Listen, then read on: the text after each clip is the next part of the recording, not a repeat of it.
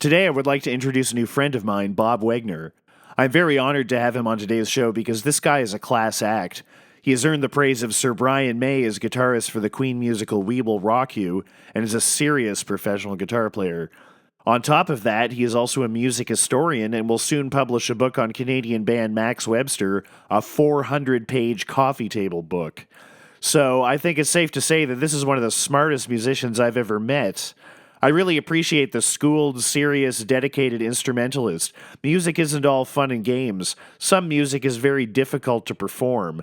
And when I was hanging out with Bob at the TO Lounge open mic night, hosted by last week's guest Mip from the Mip Power Trio, he got up and did flawless Yes and Led Zeppelin tunes on a steel string guitar with just his fingers, which is difficult, and he did so flawlessly.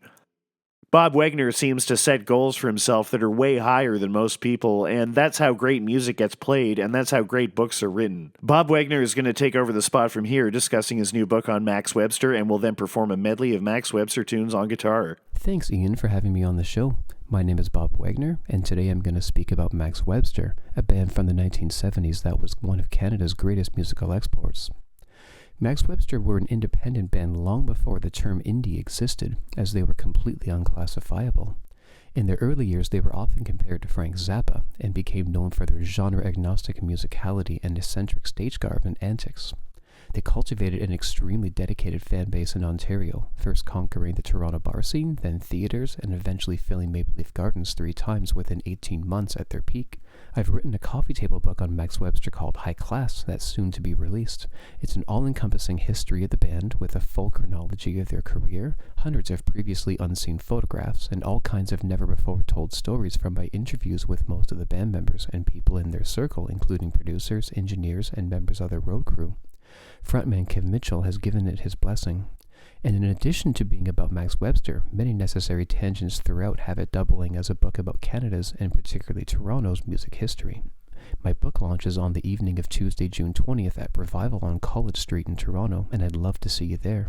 You can purchase your copy at any number of bookstores in the city or at highclassmax.com. The track I'm going to spin is a medley of songs by Max Webster, which I arranged and recorded myself on acoustic guitar. If you know their music well, then enjoy spotting the songs, as there's one from each of their albums.